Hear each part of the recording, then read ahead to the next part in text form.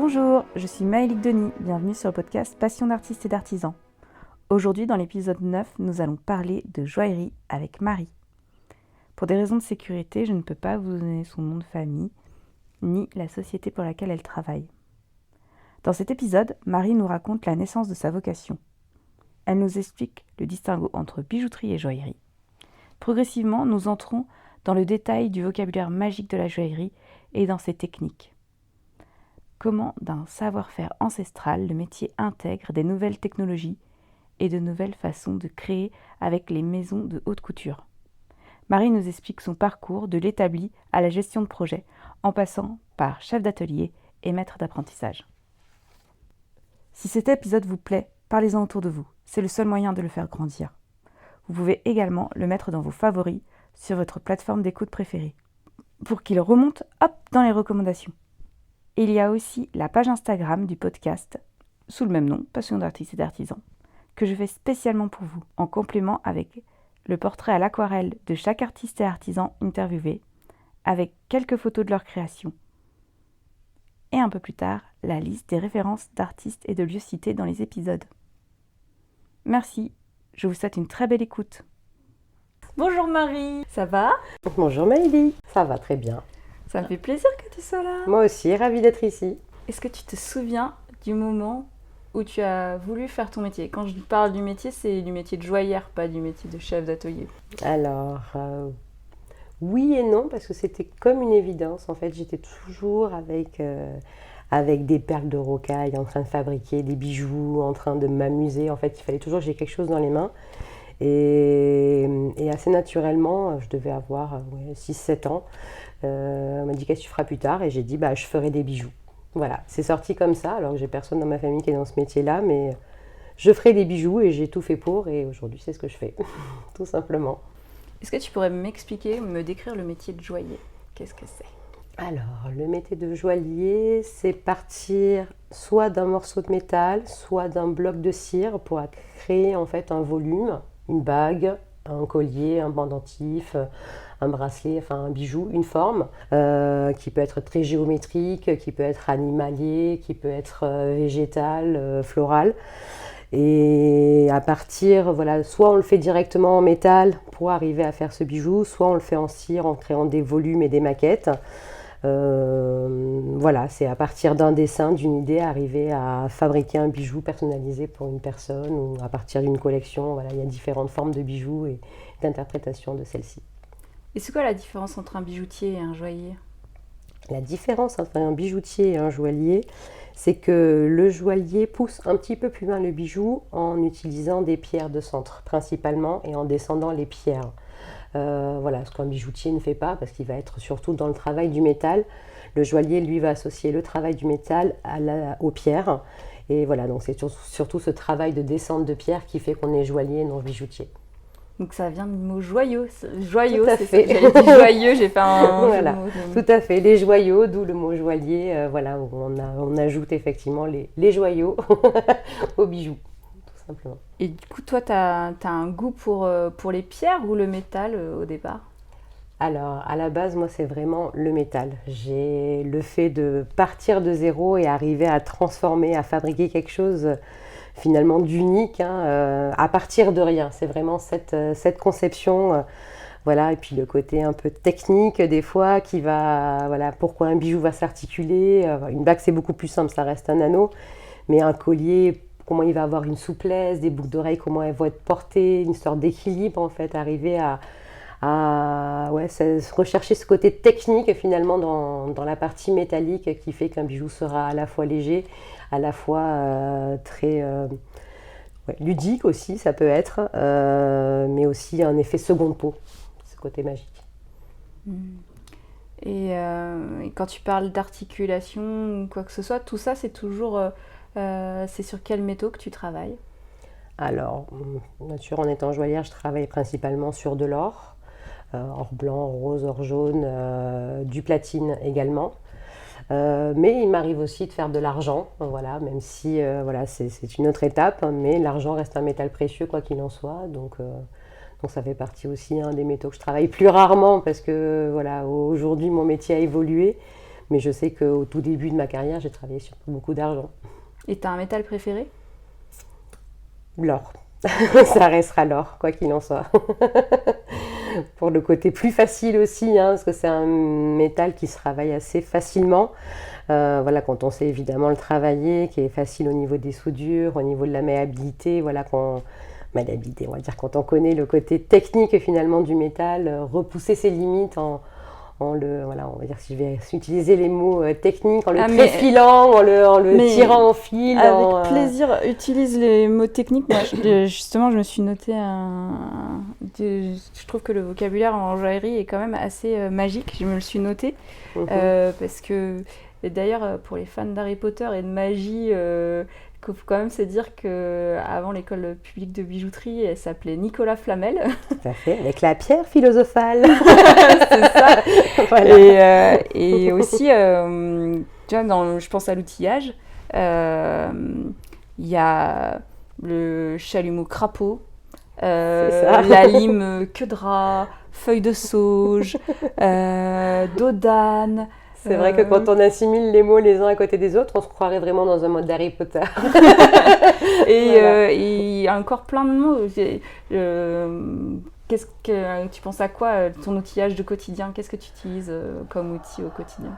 On va dire qu'on va appeler un boc-fil une scie finalement. Il y avait effectivement, mais il y a toutes les limes qui ont une appellation spécifique en fonction de leur forme. Voilà, comme tu l'as dit si bien, queue de rat, feuille de sauge. Voilà, on va dire que c'est les premières qui ont un nom, mais après ça reste carré, triangle. On va dire qu'on n'a pas non plus inventé des formes.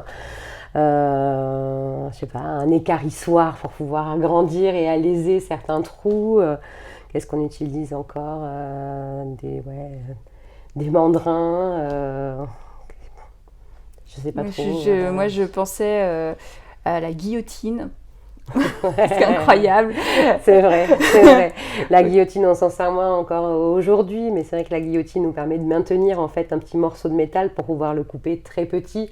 Voilà, on va dire que des fois, on a beau avoir une finesse dans les doigts, nos doigts restent assez gros par rapport à certains volumes qu'on fait, et s'aider justement de certains outils comme la guillotine permet de faciliter le travail.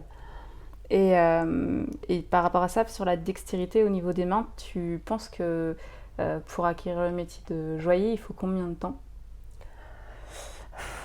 On va dire que c'est difficile de répondre parce que c'est aussi quelque chose de personnel, on va dire. C'est soit on a un instinct et en fait, des fois, on a beau aimer se donner une image de ce qu'on veut fabriquer, des fois, la tête, elle ne suit pas nos mains ou les mains ne suivent pas notre tête. Et des fois, il faut effectivement beaucoup de pratique et beaucoup d'expérience pour arriver à avoir cette dextérité-là. Après, des fois, c'est instinctif en fait. On sait comment faire et on sait comment aller travailler le métal. On va dire qu'au jour d'aujourd'hui, même moi, j'ai encore tellement de choses à apprendre. On va dire que c'est un métier qui s'apprend continuellement. Voilà, bon, j'ai la chance encore de travailler à l'ancienne, voilà, en partant d'un morceau de fil pour arriver au bijou fini. Voilà, aujourd'hui, on s'aide de la CAO. Hein, j'ai rien contre la CAO, je m'en sers aussi énormément. Hein, je fais de l'accompagnement en CAO.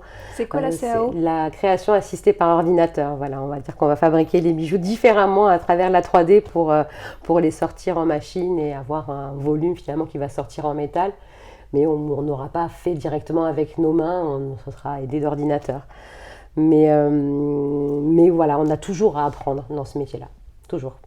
Donc pour répondre à ta question, j'ai envie de te dire, j'ai maintenant 14 ans de métier, ce qui ne me rajeunit pas, mais effectivement, j'ai encore des choses à apprendre. Voilà. Et heureusement, non? Bah oui, c'est ce qui fait que mon métier est encore plus intéressant et que j'aime autant aller travailler et essayer de pousser les limites en fait en innovant certains systèmes. Et encore aujourd'hui, c'est difficile d'innover parce que qu'il y a beaucoup de choses qui ont été faites, pendant toutes ces années. On va dire qu'on n'a rien inventé non plus. Hein. La fonte existait au temps de l'Égypte, donc voilà.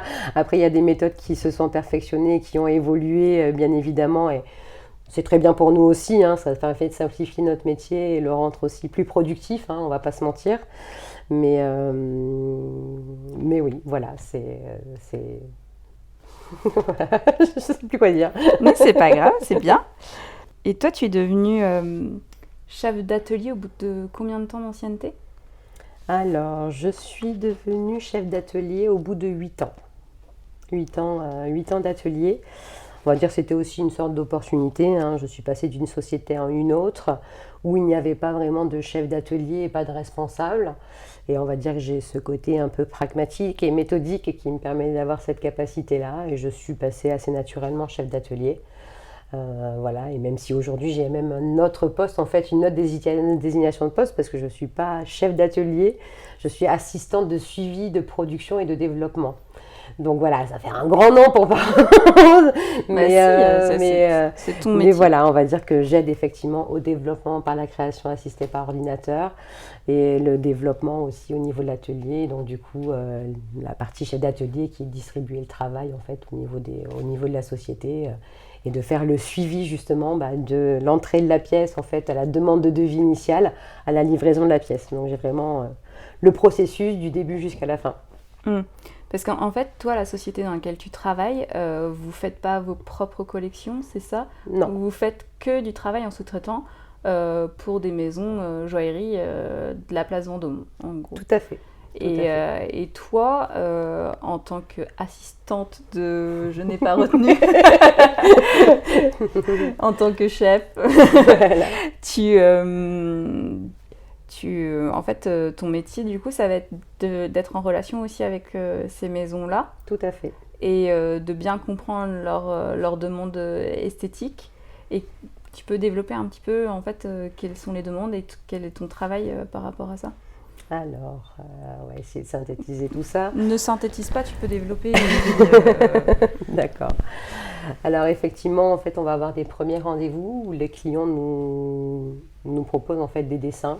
Voilà leur collection en fait, ce qu'ils ont imaginé, quelles sont les pièces en fait qui nous sont destinées à la fabrication. Donc on va partir sur des dessins avec des intentions, des directives, voilà, on va dire qu'un thème général qui est à suivre finalement une thématique sur la collection future. Et à partir de là, effectivement, on comprend leur intention, quelles sont les couleurs aussi qu'ils ont décidé. Voilà, on va le dire comme ça, je travaille pour la maison Dior, on va dire qu'il y a tout un passif effectivement avec le tissu. Donc souvent on va être sur du toile de Jouy, sur de la dentelle, voilà, c'est comment arriver à retranscrire finalement tout ce qui a été travaillé dans le textile à travers les bijoux pour arriver à transformer justement tout ce qui fait Dior au jour d'aujourd'hui. L'identité. Voilà, l'identité de la maison mère finalement qui était le textile et non pas la joaillerie, mais qui a réussi à se développer dans ce domaine-là. Donc voilà, on va dire que c'est retracé, arriver à avoir l'historique aussi de la maison. Donc on va dire que quand on arrive lors des premiers rendez-vous, il faut avoir quand même une certaine curiosité naturelle à savoir ce qui a été fait avant, comment ils ont développé leurs bijoux. Et c'est vrai que cette partie-là est assez intéressante parce que du coup on peut découvrir beaucoup en fait sur une société, à savoir par quel process ils ont pu passer. Est-ce que c'était vraiment, voilà, leur inspiration était que le textile, mais il n'y a pas eu que ça, il y a aussi les animaux, le floral, qu'on retranscrit aussi sur le textile, hein, on a pu le voir. Et donc, comprendre un peu l'ADN, le storytelling d'une maison, et parce qu'en fait, ils vous soumettent des dessins et vous devez les faire en bijoux, ou des fois vous faites aussi des propositions de design? Alors, normalement, ils nous soumettent leurs dessins et on doit les fabriquer effectivement en essayant de se rapprocher à l'identique. Mais effectivement, il y a tout un process de création sur lequel en fait on va avoir le dessin. Bon, on va faire la partie devis, forcément, ce qui est logique. On va faire une première intention, en fait, des maquettes d'intention et faire une première étape de validation avec les créateurs en fait, hein, qui ont décidé, qui ont dessiné en fait les bijoux de base. Et il arrive qu'en cours de processus, en fait, on peut aussi voilà, faire des suggestions, voilà, en disant là techniquement en fait ça ne va pas, ou esthétiquement en fait on a souvent l'envers du bijou mais on n'a pas l'arrière du bijou. Donc c'est là aussi où on amène notre côté esthétique en faisant des propositions, voilà, dans tout ce qui va être finalement le côté système, mais des systèmes des fois c'est pas toujours joli à regarder, donc il faut aussi arriver à rendre discret cette partie-là, et c'est là où on amène aussi notre esthétisme au niveau du bijou pour que ça soit aussi beau à l'envers que le devant. D'accord, votre savoir-faire en gros. Tout à fait. Oui, souvent on dit qu'un bijou, en réalité, donc les gens ils le regardent de devant, mais pour les fabricants, en fait, il faut qu'il soit aussi beau devant que derrière. Et sur les pierres, il y a des systèmes, alors il y a la mise en pierre et il y a la mise à jour. Et tu peux m'expliquer un peu ce que c'est la mise à jour? Bien sûr, alors la mise à jour, c'est ce qui permet effectivement de donner tout l'éclat à la pierre. En fait, en ouvrant légèrement en fait, le métal par système de pans coupés, souvent en nid d'abeille, hein, si on voit tout à fait les ruches avec les nids d'abeilles, on peut s'imaginer facilement à quoi ça peut ressembler. Et en fait, en créant tous ces pans de métal, ça permet de refléter la lumière et donc du coup de donner encore plus d'éclat à la pierre et de lui donner encore plus cette brillance au porté sur une personne, tout simplement. D'accord, donc rien n'est finalement laissé au hasard. Quand on met une esthétique en place, c'est aussi pour un support technique, esthétique. Et, tout à fait, de poids aussi, hein, pour rendre la pièce plus légère. Voilà, effectivement, le côté esthétique et en même temps arriver à donner toute cette brillance. Donc voilà, c'est le travail du joaillier, c'est de mettre en avant aussi la pierre et donc le joyau. Et pour lui donner plus de lumière, c'est bien connu, hein, quelque chose qui va être ajouré. C'est bien pour ça qu'on se retrouve avec des paravents, avec des ajourages pour laisser passer la lumière. C'est le même principe en bijouterie. C'est comme un vitrail en fait. C'est ça. C'est ça, c'est ça. Tu as la cloison de métal qui tient la pierre comme un vitrail avec le plombage finalement. Et tu as d'autres systèmes encore auxquels tu pourrais penser qui sont mis en place pour valoriser comme ça les pierres? Alors ça va être aussi la forme du serti. Voilà ce qu'on appelle le serti, c'est ce qui va permettre de bloquer la pierre sur un bijou. Donc on a, voilà, il y a différents types de sertis, hein, l'imaginer avec des grains, voilà, c'est des petites boules de métal qui sont mises sur la pierre pour arriver à bloquer la pierre, avec des filets quand on est sur quelque chose voilà, d'assez anguleux, sur des grosses pierres de centre, voilà, il y a différentes formes de sertis, ce qu'on appelle des griffes, comme des griffes de chat tout simplement, qui viennent permettre de cercler et de bloquer la pierre. Donc effectivement, elles peuvent être de forme arrondie, de forme serre, c'est un griffe, voilà, griffe de chat tout simplement. Quand on voit les griffes de chat, on voit très bien que c'est assez pointu et effilé. Après, il peut y avoir le certiclo qui permet de donner un entourage et avoir vraiment la forme de la pierre sans altercation visuelle finalement et donner vraiment toute son ampleur à la pierre. Ça, c'est des choix finalement esthétiques qui se font aussi et aussi techniquement par rapport à la pierre et à certaines fragilités de pierre. Elles n'ont pas toutes aussi la même résistance. Donc des fois, il y a la technique qui passe au-dessus de l'esthétisme. On est obligé de faire un compromis entre les deux. Voilà, on va dire que ça va être très difficile de sortir une opale. Donc ça va être souvent effectivement avec un entourage enclos. Voilà, une émeraude avec des griffes de préférence en platine ou en métal un peu plus souple et malléable. Voilà, il y a différentes techniques qui s'opposent avec l'esthétisme, donc il faut trouver le meilleur compromis entre ce que le client demande et ce que nous on peut faire. Alors moi je m'étais noté, qu'est-ce que c'est une journée type dans ton métier, mais peut-être combien de temps déjà ça prend en moyenne de faire un bijou, et toi c'est surtout des bijoux de haute joaillerie que tu fais, non? Tout à fait, on est principalement sur la haute joaillerie. Alors ça va dépendre de la pièce, mais effectivement on peut faire des colliers qui vont être à 2500 heures. Voilà, 2500 heures en mois, ça fait combien? Ouh, j'arrive même plus à compter. Non, voilà, on va dire que généralement on est sur une collection qui va être sur une année en fait roulante. Voilà, en fonction des maisons, ça peut être une année comme une année et demie. Voilà, c'est rare, une année et demie parce qu'il y a des collections tous les ans. Voilà, sur une année, effectivement, des pièces ou des colliers qui sont à plus de 2500 heures, on est obligé de multiplier les personnes qui fabriquent le bijou, donc on est souvent à 2 voire 3 personnes sur ces pièces-là. Voilà, dire qu'à l'époque, on avait un peu plus de temps et les collections se faisaient moins répétitives. Voilà, on n'avait pas ce côté productif où tous les ans, il fallait avoir une nouvelle collection pour innover. Et ça, du coup, tu enchaînes, ça me fait penser à quelque chose. Est-ce que le fait de travailler avec des maisons qui culturellement sont des maisons de couture et qui ont la culture de la collection saisonnale, ça a influencé ce fait de devoir sortir à des années répétitives des collections, à une thématique de collection de bijoux? Forcément, ça a une influence sur les parts de marché et ce qui se fait aujourd'hui. Voilà, des maisons type effectivement qui sont issues effectivement du textile ont voilà, cette collection hiver, cette collection été. Donc on est souvent sur 2 collections sur en fait, la même année. Donc du coup, voilà, avec des livraisons en fait assez régulières. Donc on peut être sur 2 collections en fait sur une même année, voilà, qui ont le même roulement finalement d'une année sur l'autre, mais avec cette cadence qui est très rythmée. Et ça m'arrive également en fait, ça nous arrive également de fabriquer des pièces pour les défilés vraiment exceptionnels de la haute couture, où on se retrouve dans les mêmes conditions finalement que le textile, à fabriquer une pièce en moins de 3 mois. Voilà, avec les contraintes techniques du serti, le nombre de pierres, voilà, arriver à valider ces étapes et ce volume esthétique, parce que bon, on a notre propre interprétation, mais des fois qui peut être différente de la personne qui l'a dessiné, ou même les créateurs. Donc il faut quand même avoir ces échanges et ces rendez-vous réguliers pour valider chaque étape, pour être sûr que chacun s'entend et qu'on s'est bien compris sur le process créatif. Et c'est vrai qu'on a des fois des rythmes assez fous, mais en même temps, c'est ce qui rend ce métier assez palpitant aussi, d'avoir cette cadence et ce côté challenge de sortir la pièce en temps et en heure pour les défilés et les collections. Donc voilà, c'est ce qui rend passionnant aussi ce métier-là. Et après, tu les vois au coup de célébrité, ça te fait quelque chose ou pas du tout? Ouais, ça me fait quelque chose parce que je me dis que je les portais en premier la plupart du temps. Voilà, et que c'est pas eux qui l'ont mis en premier. C'est ce côté-là qui est très sympa.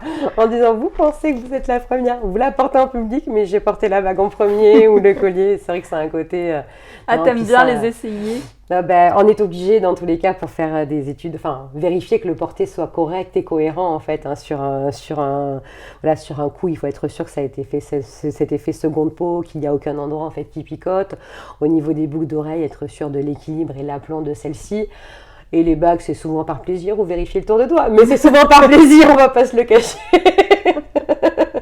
Voilà, une bague reste une bague, mais il faut quand même, s'il y a quand même une étude au porté, il ne faut pas qu'elle soit trop grosse et agréable à porter.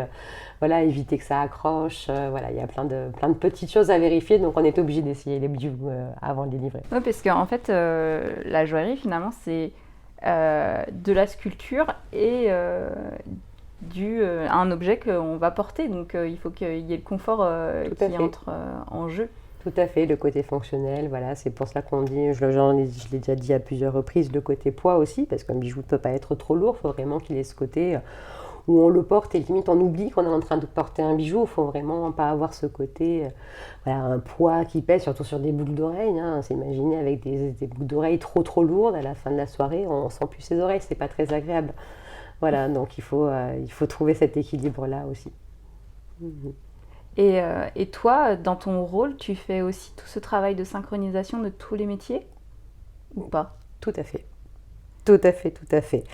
On va dire qu'il faut planifier. Voilà, on va dire que mon rôle est aussi de planifier et de gérer finalement cette rotation, parce que voilà, il y a différents métiers. Effectivement, il va y avoir la partie joaillière, la partie sertissage, la personne qui va venir bloquer les pierres, ça reste 2 métiers spécifiques.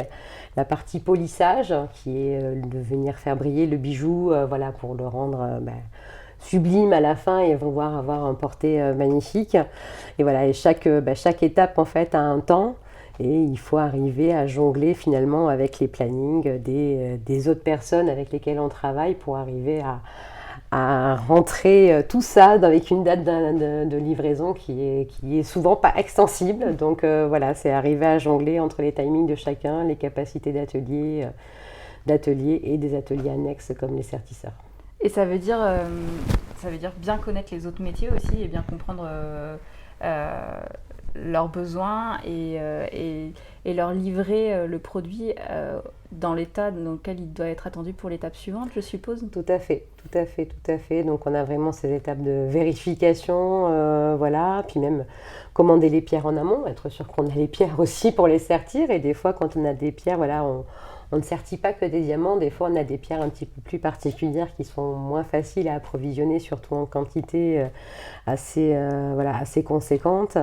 Voilà, il faut arriver à jongler entre tout ça, effectivement connaître le métier de chacun, voilà, se dire à un sertisseur combien de pierres il pourrait mettre par jour sur une parure, voilà. Et puis bon, ce qu'il y a, c'est qu'il y a un temps moyen aussi. Mais il faut se dire aussi que souvent dans les ateliers, on est dans un milieu où il va y avoir des personnes qui travaillent depuis 1 an, 2 ans, des personnes qui vont travailler depuis 40 ans. Donc du coup, c'est pas aussi la même vitesse en fait de travail. Donc il faut trouver un compromis entre ces deux-là.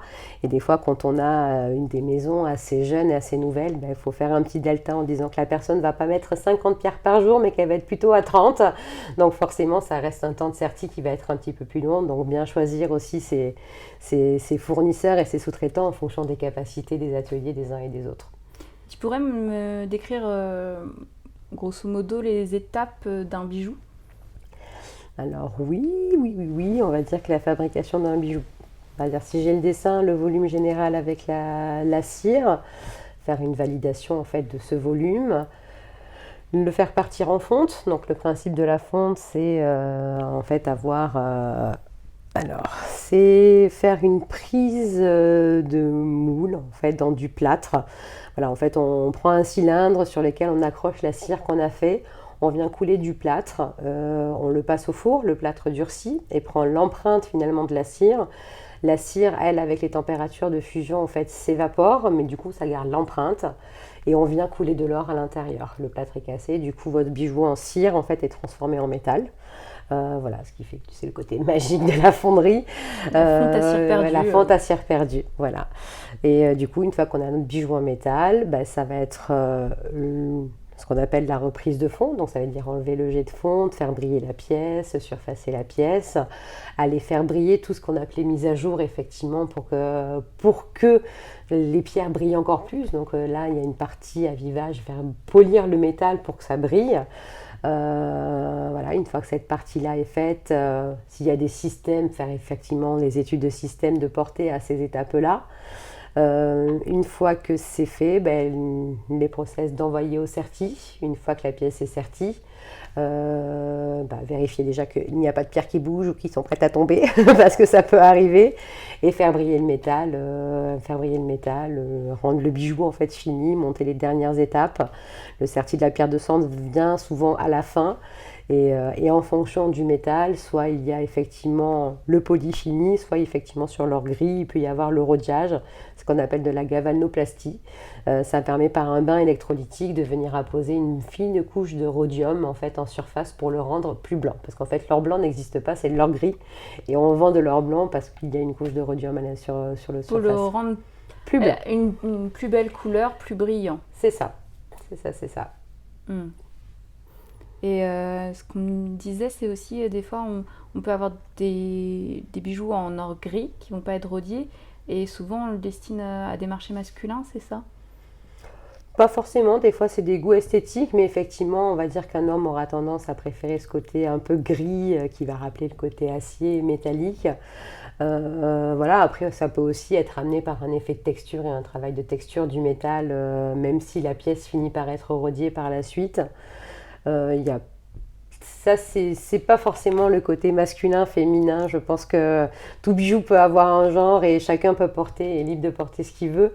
Après, des fois, on utilise aussi ce qu'on appelle le métal or gris, voilà, différents titres pour avoir le métal un peu plus dur pour des systèmes. Souvent, on va utiliser cette partie-là pour les systèmes pour avoir ce côté un peu plus rigide, en fait, pour que ça fonctionne mieux. Et quand tu as pris ton poste, ça a été difficile la prise de poste, ou tu t'es sentie à l'aise tout de suite, tu t'es sentie à ta place ? Sur mon poste actuel, si ça a été facile parce que ça fait partie de moi en fait, ce côté à la fois arriver à planifier et gérer, englober l'ensemble des pièces et l'ensemble d'une production, savoir quand glisser les pièces, à quel moment, en fonction des capacités, avec l'accord de mon patron, à quel employé il va être destiné, à la fabrication, faire le suivi le relationnel avec les clients. on va dire que là, c'est de l'écoute et de l'échange. Donc, du coup, c'est assez simple pour moi, en fait. J'ai le côté assez technique et on va dire que je peux amener ce côté esthétique aussi. Voilà, j'ai appris ce métier-là aussi, hein, donc forcément, voilà, même si on n'a pas tout ce côté planification, parce que ça, on ne l'apprend pas forcément, c'est quelque chose qu'on a ou qu'on n'a pas. Mais non, c'était naturel pour moi, sans oublier la partie joaillerie, parce que j'aime autant fabriquer, hein, même si je le fais moins au jour d'aujourd'hui, parce que j'ai cette double casquette. Mais non, ça s'est fait naturellement. À ton avis, c'est quoi comme talent qu'il faut pour être joaillier ? Au-delà du talent, c'est l'envie et de la passion, j'ai envie de dire. Le talent, comme dit, il y a des fois, on a beau avoir envie de faire les choses, c'est pas pour autant qu'on en est capable. Après, il faut quand même avoir une certaine dextérité dans les doigts, arriver à avoir une interprétation de volume. En fait, c'est pas toujours évident à partir d'un dessin, essayer d'imaginer la 3D et qu'est-ce que ça pourrait être en ayant des limites assez certaines, parce que bon, une fleur, ça reste un volume qui peut être assez volumineux. On va dire qu'une boule d'hortensia reste une boule d'hortensia, mais en bijoux, on ne va pas s'amuser à porter une boule d'hortensia. Et pourtant, ça arrive de faire des bijoux en forme d'hortensia. Pour l'avoir fait pour la maison Boucheron à l'époque, voilà, c'est arrivé à étudier chaque fleur et à trouver en fait un équilibre finalement entre l'idée de l'hortensia avec ce côté effectivement plein de petites fleurs qui sont les unes à côté des autres, sans avoir ce côté boule, sphère de l'hortensia. Donc c'est arrivé en fait à aller au-delà finalement de l'imagination et de l'interprétation en fait qu'on peut faire du bijou. Et ouais, c'est avoir une sorte de 3D qui se fait toute seule en fait dans sa tête, parce que c'est pas toujours évident d'imaginer en fait un volume à partir d'un dessin. Voilà, après je sais pas, c'est effectivement ce côté passionné. Moi j'ai toujours envie d'avoir quelque chose dans mes mains, voilà, de la sculpture quand j'étais petite, voilà, j'avais besoin en fait d'avoir ce côté un peu volume, arriver à imaginer, et ce côté un peu texture aussi qui... C'est l'envie de la passion, je pense que ça s'entend quand je parle. Tout simplement. Et ça n'a pas diminué au fur et à mesure des années ? Non, ça s'accroît encore plus d'année en année. On va dire que dans mon parcours professionnel, j'ai pu voir aussi la joaillerie sur toutes ses formes. On va dire que j'ai commencé dans un atelier, dans une boutique atelier où effectivement on faisait du sur-mesure en fait pour les clients, donc sans partir dans la haute joaillerie, même si ça restait des bijoux assez d'exception, parce que tout le monde n'est pas capable de s'offrir ce genre de bijoux. Mais voilà, c'était arrivé à faire d'une idée finalement d'une cliente qui allait venir un volume, un bijou assez simple, une bague. De là, j'ai fini dans un atelier où j'ai fait un peu de production, parce que mine de rien, il en faut aussi. Certaines maisons nécessitent une certaine quantité pour arriver à vendre et faire pérenniser en fait leur société, et pouvoir se permettre aussi de faire de la haute joaillerie en parallèle. C'est ce qui permet, l'un alimente l'autre souvent. Et en parallèle, faire de la haute joaillerie à travers principalement la CAO, donc la création assistée par ordinateur. Et la maison pour laquelle je travaille au jour d'aujourd'hui, où on est vraiment sur un 50-50 avec du 50% fait main. J'allais dire même du 60-70 si on peut se le permettre en fonction des périodes et de la cadence de travail. Et voilà, un 30-40% fait assisté par ordinateur. On essaye quand même de garder ce savoir-faire français aussi. Je vais être chauvine en disant ça, mais de rien, c'est un savoir-faire qu'on a aussi au niveau de la joaillerie. On est quand même réputé pour ça. Je pense qu'il faut qu'on précise, être assisté par ordinateur, c'est pour créer le volume à la place de la cire et pouvoir sortir la cire imprimée en 3D. Et après, une fois que c'est fondu en métal, le joaillier il reprend la main. Oui, tout à fait. Tout à fait. Ça, il y a quand même le travail du joaillier après derrière. On va dire que c'est pas hop, on a fait par ordinateur et le bijou est fini. Non, il y a quand même un travail de joaillier derrière. C'est juste que la recherche finalement de volume, on va dire que c'est plus facile de modifier, de rectifier un volume finalement sur ordinateur que de devoir refaire en fait un volume général si on le fait en cire.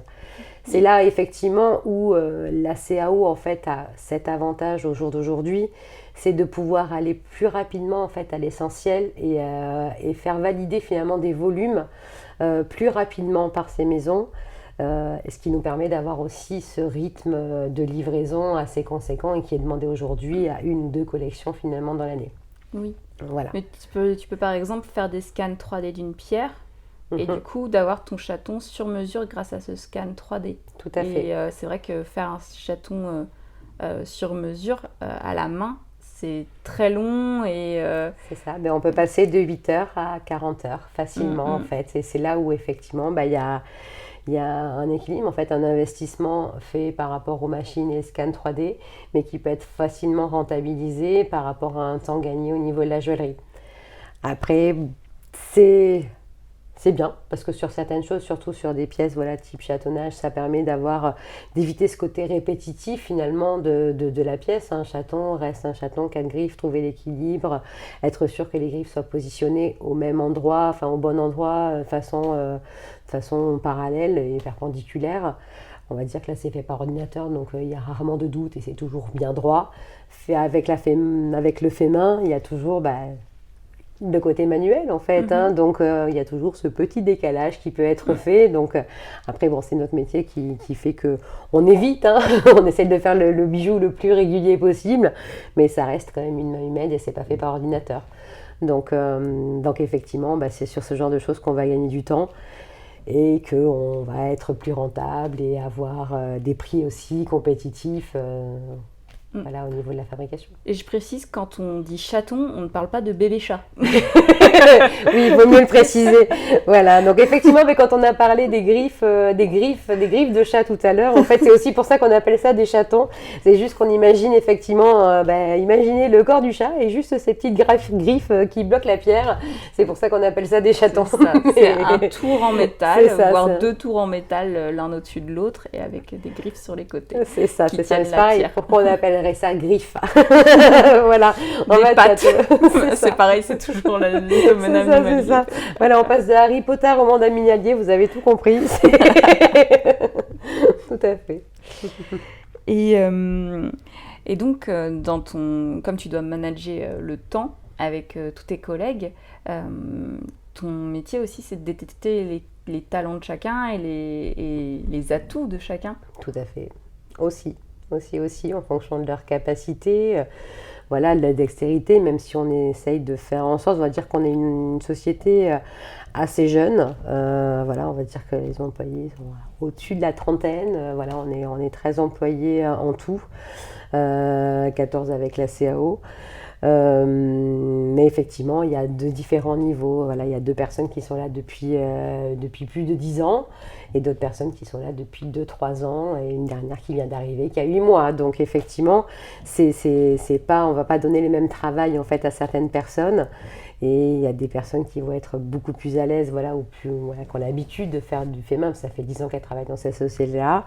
Et la personne en fait qui va arriver, qui est là depuis 8 mois, on va les mettre souvent en partenariat avec une personne effectivement qui a cette expérience-là pour pouvoir les driver tout au long en fait du process. Donc on fait souvent en sorte d'avoir une personne en fait qui a l'habitude de fabriquer, qui a fait ça pendant des années, qui va finalement manager une autre équipe un peu plus jeune pour arriver à finir le bijou fini et qui sont là en renfort techniquement pour pouvoir dire non, il faudrait que le système soit comme ci. Et on va dire que c'est de l'auto-apprentissage, chacun apprend des autres et on se nourrit les uns des autres pour arriver à faire le meilleur produit et rendre finalement chaque employé de plus en plus autonome et faire en sorte que du coup ses capacités finalement deviennent multiples au niveau de l'atelier. J'ai une de mes collègues qui a commencé par le polissage, qui était passionnée par la joaillerie, qui a fini en joaillerie et finalement on finit par apprendre le polissage nous en interne. Donc on polit même nos bijoux, en fait on n'a pas de polisseuse. Tout est fait en interne. Et le serti, pareil, on apprend aussi petit à petit le serti. Même moi, j'apprends le serti, alors ça fait 15 ans que je travaille. On va dire que j'apprends aussi les autres métiers qui sont en parallèle, ce qui permet de... Sinon, c'est d'autres entreprises qui le font pour vous. Tout à fait. Tout à fait, tout à fait. Voilà, sauf le poli, parce que quand je suis arrivée, le poli était déjà fait en interne, mais le serti est encore fait à l'extérieur, voilà, sauf quelques pierres d'exception qui sont faites par le patron, voilà, et quelques autres sertis, voilà, qui nous permet d'être aussi un peu plus réactifs et de garder un certain savoir-faire aussi. Et l'avantage aussi de savoir comment les pièces sont serties permet aussi d'apprendre à un joaillier finalement qui vient de commencer à comprendre comment il fabrique son bijou et comment il va descendre sa pierre. Et pourquoi on lui demande de la descendre de cette façon-là pour que ça soit sertissable. On va dire que ça reste un métier en fait qui est différent du joaillier. Mais si on ne comprend pas ce que le sertisseur attend pour pouvoir sertir sa pierre, on ne peut pas être un bon joaillier. Donc c'est bien aussi de savoir, voilà, quand on n'est pas, voilà, pareil, de savoir comment reprendre son métal pour qu'il soit le plus propre possible, pour que la polisseuse puisse faire son poli au mieux et qu'on évite effectivement des problèmes de texture de métal. Savoir bien, c'est voilà, savoir aussi comment le reprendre, ça permet aussi de me faire son travail en fait. Hein. Quand on apprend le métier de chacun, ça permet de me faire le sein déjà à la base. Et vous avez des apprentis ? Oui, tout à fait, tout à fait. Là, on a une apprentie qui a commencé cette année, donc apprentie CAP, donc on prend les bases, hein, le plané, le tracé, le percé, les premières soudures, elle s'en sort plutôt bien, donc voilà, des apprentis, des stagiaires, ça arrive, on a toujours fait en sorte que ça puisse, c'est un métier qu'il faut qu'ils se transmettent, hein, donc c'est la base, c'est la base. Et à ton avis, qu'est-ce qui déstabilise le plus les personnes qui s'orientent dans le métier de la joaillerie au début de leur formation et qui peuvent leur faire abandonner la bijouterie, joaillerie ? Qu'est-ce qui pourrait les déstabiliser le plus ? C'est avoir ce côté peut-être un peu frustrant de se dire que notre main ne suit pas tout de suite en fait notre tête. On veut scier droit, on imagine qu'on scie droit, mais c'est pas pour autant qu'on scie droit au début. On va dire que c'est toute une façon, tout un process en fait à apprendre. Et puis plus on scie droit, plus on lime droit, ou on apprend à tricher en fonction de nos coups de lime. Hein. Moi, je sais que pendant longtemps, j'ai pas réussi à limer droit et j'étais toujours penchée. Mais en fait, j'ai juste compris qu'il fallait que je retourne la pièce, comme ça s'équilibrait. Voilà, c'est arrivé en fait à trouver la meilleure façon finalement de procéder. Et après, c'est comme tout, on a beau nous apprendre en fait d'une certaine façon. Et je le vois parce que j'ai eu quand même pas mal d'apprentis. Et des fois, c'est pas parce qu'on va expliquer à une personne en fait d'une certaine façon qu'elle va le comprendre de suite. Il faut trouver aussi la bonne méthodologie en fait pour leur apprendre. Et ce qui va marcher pour l'un ne va pas forcément marcher pour l'autre. Et c'est le même principe en fait avec les outils. On va dire que je le vois au niveau de l'atelier parce qu'effectivement on a une apprentie et on est 2-3 personnes finalement qui vont le suivre, souvent sur différents projets. Mais on n'a pas tous les mêmes outils en fait. Hein, voilà, il y a quelqu'un qui va utiliser principalement la gomme, qui va utiliser la petite lime, moi qui vais utiliser la grosse lime. Après, voilà, c'est ce que je lui explique en fait quand elle commence et on va tous te donner des outils et des process en fait différents. Libre à toi d'essayer chacun des process et arriver à trouver celui qui te correspond, celui avec lequel tu seras plus à l'aise. Voilà, c'est arriver en fait à s'imprégner et savoir comment faire au mieux en fonction de la demande. Et c'est vrai que c'est pas toujours évident au début quand on commence. Après, dans mon entourage, j'ai pas eu beaucoup de personnes finalement qui ont lâché la bijouterie ou qui ont pris des variantes différentes mais toujours accrochées à ce pôle-là. Je pense que si on y vient, c'est pas par hasard non plus. C'est peut-être comme ce que tu disais au début, c'est la notion de passion et voilà. Et par rapport à ça, en fait, du coup, tu me dis ça vient avec l'entraînement. Moi, j'ai l'impression que c'est presque une musculation, comme si on s'entraînait comme un sport. En fait, on s'entraînait à pratiquer, et au bout d'un moment, on maîtrise de mieux en mieux, et du coup, on est l'athlète de la bijouterie. J'essaye de trouver une image, mais c'est bien pour ça qu'il y a les Olympiades du métier, hein. C'est pas pour rien que ça s'appelait comme ça. Donc effectivement, il y a ce côté-là aussi répétitif, challenge, qui fait qu'il faut se perfectionner petit à petit. Alors des fois, ça vient assez rapidement, des fois, ça met des années à venir. Et puis il y a aussi un concours qui s'appelle l'intelligence de la main. Mm-hmm. Et je trouve que la formule est bien trouvée, de se dire qu'en fait, on apprend à exercer ses mains et qu'en fait, on acquiert des gestes dans les mains qui deviennent aussi des automatismes. Tout à fait. Tout à fait. Après, je vais faire un parallèle. C'est comme en cuisine, en fait. On vous apprend à tenir un couteau et à couper vos légumes d'une certaine manière pour éviter de se couper les doigts. En joaillerie, c'est à peu près la même chose, en fait. On apprend à te... Voilà, oui, parce que ça peut arriver. Éviter de se scier les doigts, c'est quand même pratique. Les débuts, des fois, sont douloureux. Mais oui, en fait, c'est apprendre à utiliser correctement ces outils, à se positionner correctement aussi pour arriver à trouver les bons gestes. Voilà, on va dire que pour répondre à ta dernière question, voilà, savoir faire une soudure. Une soudure peut impressionner énormément au début. Voilà, parce que des fois, le métal, il faut qu'on l'associe. Donc, on fait de l'abrasure, de la soudure, et se dire qu'on utilise un chalumeau, ne serait-ce que d'utiliser le feu, hein, c'est pas toujours évident. On va dire que le feu, ça brûle. Un chalumeau, c'est combien de degrés la flamme Alors, plus de 1063 degrés, qui est la température de fusion de l'or. Mais je serais incapable de répondre. Après, si tu as la réponse, n'hésite pas à me la donner, mais moi, je ne l'ai pas. Entre 1000 et 1200, quoi. C'est ça, ouais, par là, un peu plus, mais ouais, je pense que c'est ça. Après, voilà, les soudures peuvent impressionner, mais après, c'est comme tout, quand on explique correctement, voilà, pourquoi on utilise du collabore. Du collabore, c'est un produit qui permet de faire fondre finalement la soudure et de la faire couler plus rapidement. Voilà, comment tenir sa flamme, comment tenir son chalumeau, savoir que ce qui soude, c'est pas la partie bleue de la flamme, c'est la partie jaune de la flamme. Voilà, pas rester stoïque avec son chalumeau, arriver à faire tourner pour brasser un petit peu d'air pour que la température devienne homogène en fait au niveau du métal. Voilà, moi je sais que mes premières soudures, je les appréhendais énormément. J'ai fondu pas mal de trucs, mais après quand on nous explique correctement comment souder, ça devient magique en fait quand on finit par assembler les pieds. Pour être recruté, tu dirais qu'il y a une formation minimum à faire ?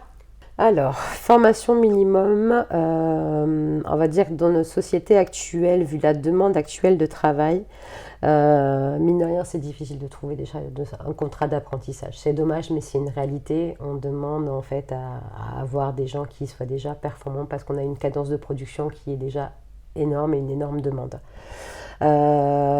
Donc, déjà, trouver un maître d'apprentissage, c'est rare. Donc, il faut le souligner, courage à ceux qui ont réussi. Il y a la formation continue. Il y a la formation continue. Je suis passée par celle-ci parce que justement, je n'ai pas trouvé de maître d'apprentissage. J'ai fait le CAP en un an parce que j'avais mon bac, tout simplement. C'était l'avantage. Tu peux dire où ? J'ai fait le CAP en un an à Saint-Amand-Montrond dans le Cher. Voilà, pendant laquelle j'ai eu la chance de faire un stage sur Paris pour la Maison Boucheron, justement, pendant 3 mois. Où j'ai énormément appris et c'est vrai que même eux m'ont conseillé s'il y avait la possibilité de venir sur Paris, de le faire parce que j'aurais forcément des perspectives de travail qui seraient plus importantes en étant ici.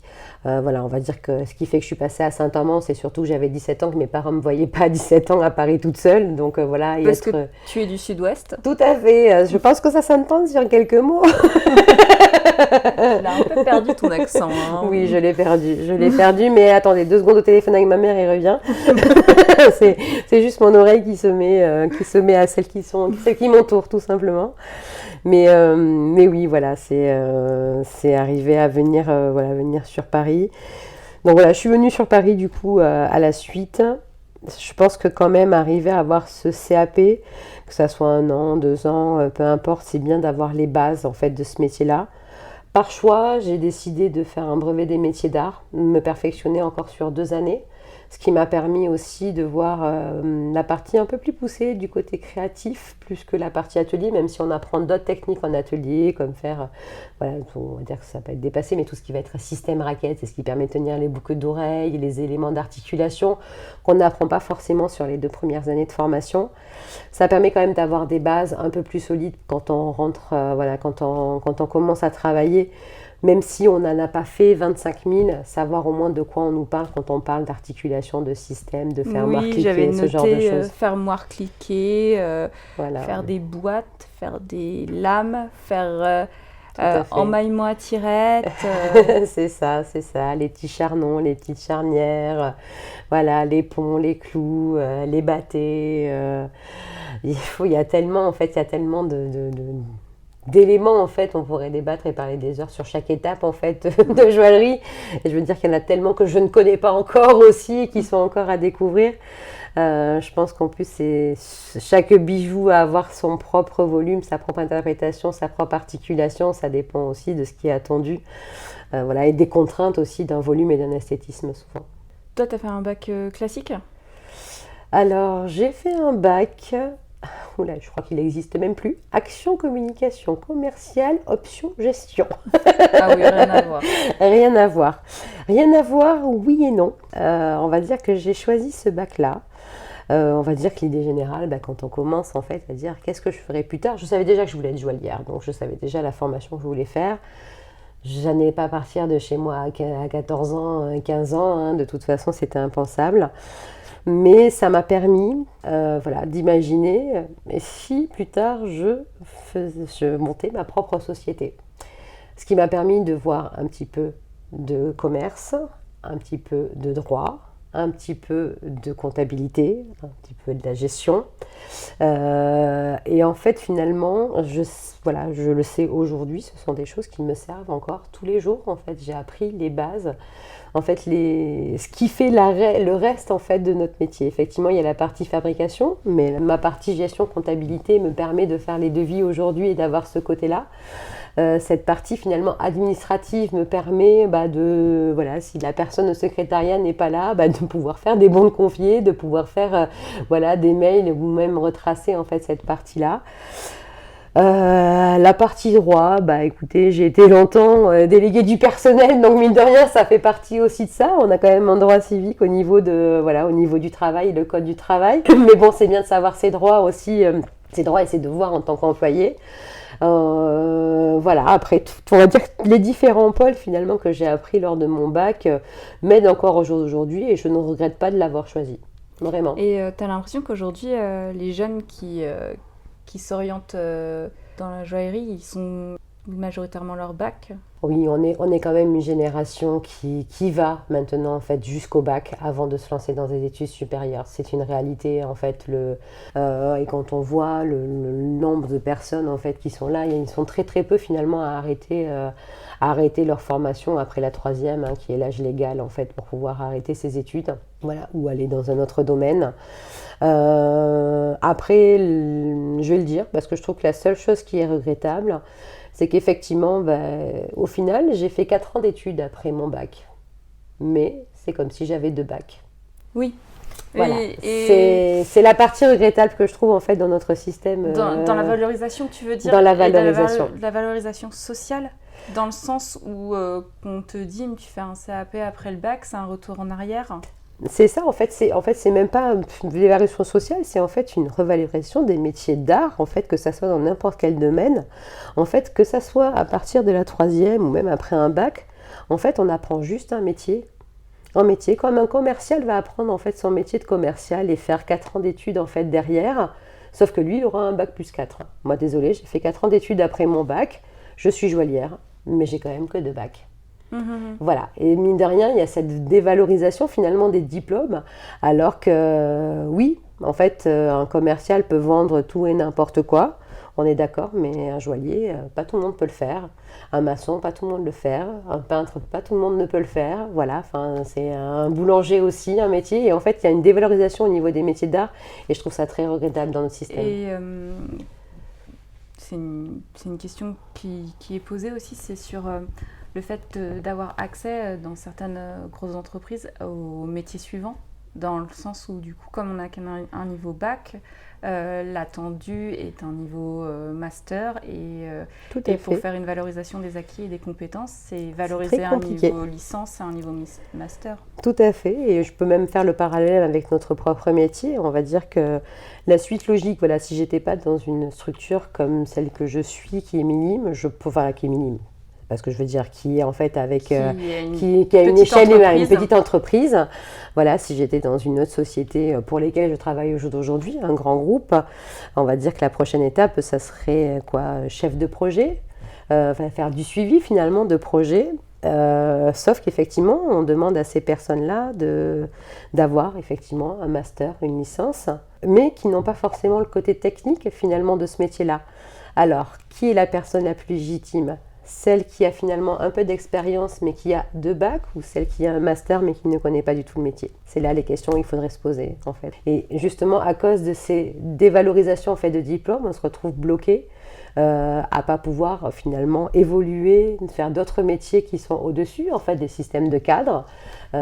Tout ça pour une histoire de diplôme, alors que souvent l'expérience se prévaut, mais vu qu'on s'arrête à un CV, comment justifier notre expérience? Donc c'est culturel et tu penses que c'est un problème ressources humaines, culture de ressources Tout à fait, humaines. tout à fait. Et dans les différents pôles de notre métier en fait, à partir du moment où ça touche à l'administratif, en fait, à partir du moment où la personne a fait un CAP ou un brevet, voilà, c'est quand même un brevet des métiers d'art, il n'y a pas cette valorisation finalement d'avoir appris un métier finalement et faire.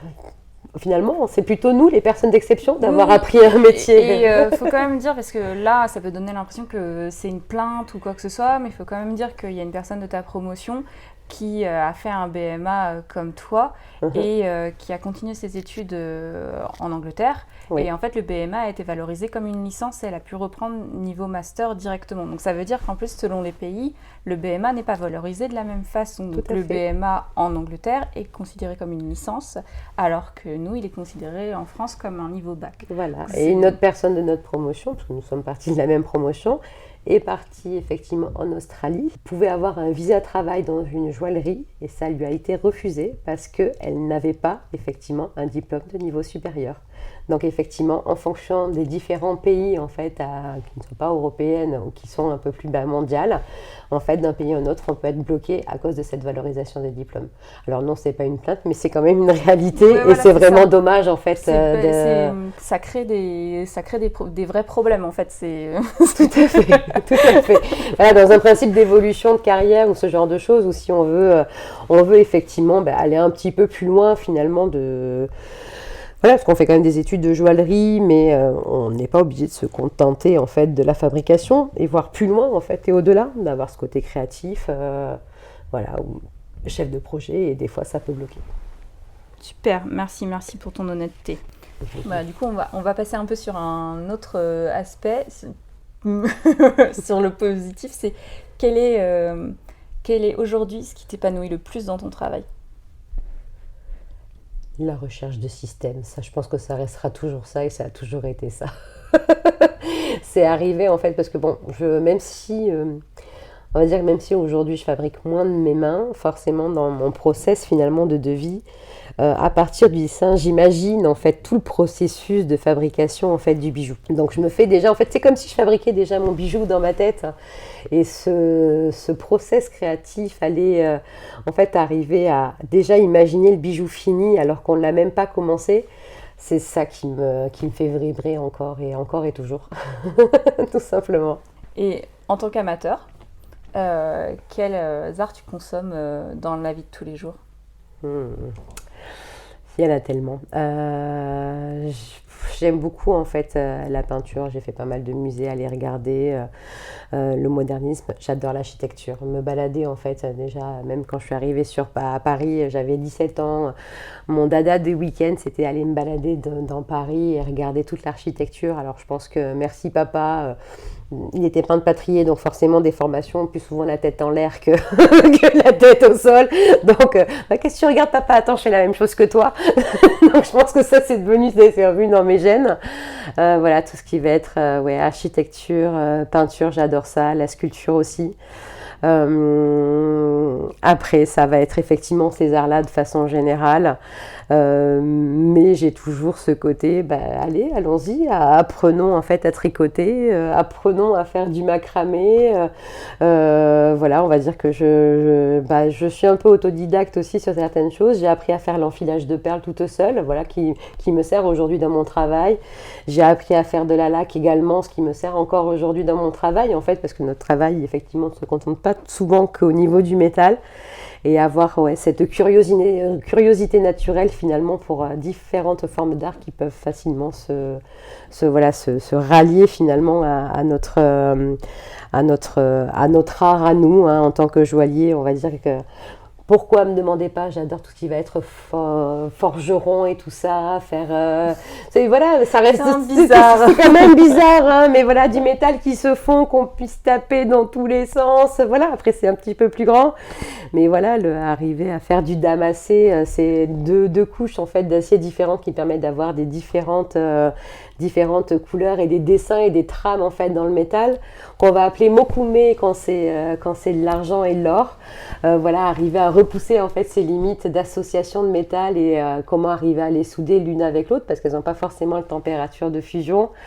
Voilà, la recherche de texture en fait ouais, c'est arriver en fait à repousser les limites et savoir comment on peut arriver à trouver, essayer d'innover, même si c'est difficile d'innover au jour d'aujourd'hui dans la joaillerie. Et une œuvre, une musique qui t'a touchée récemment? Oh là là. Une œuvre récemment. Ou pas récemment? Pas récemment, ouais. Je vais oublier le nom du tableau, mais je pense que toi, tu le connais. C'est le tableau qui s'appelle L'ombre et la lumière. Il est au niveau de la Renaissance, du couloir de la Renaissance au Louvre, et je me rappelle plus qui c'est qui l'a peint. Là, je crois que tu me mets une colle. Désolée. Alors, si tu as un truc du Louvre, je peux arriver à te retrouver, mais c'est dans le... Voilà, c'est... en fait, j'oublie à chaque fois le nom de la personne qui l'a peint, et c'est un de mes tableaux préférés. Surtout quand je l'ouvre, je vais passer des heures, en fait, dessus, devant. Et j'ai beau taper ombre et lumière, j'ai jamais réussi à le retrouver comme ça. Il faut que j'aille dans la salle pour arriver à le retrouver. D'accord. Et ouais, j'arrive pas à le retrouver, ça m'énerve. Et après, je dois l'avoir en photo sur plein de trucs chez moi, parce que je pense que j'ai dû le prendre en photo à chaque fois que je suis allée au Louvre, c'est-à-dire à peu près au moins 400 fois depuis que je suis sur Paris. D'accord. Et si tu avais un conseil culturel, qu'est-ce qui, toi, jeune, t'a éveillé ta curiosité sur l'art? Par chance, j'avais un papa qui baignait dans ça, donc forcément, il faisait des faux marbres et des faux bois, donc j'ai toujours en fait vu ce côté artistique, musicien aussi. Donc en fait, toutes ces formes d'art en fait m'ont entourée dès ma naissance. Après, il y a des gens qui n'ont pas cette forme d'art autour d'eux et qui ont quand même cette curiosité naturelle.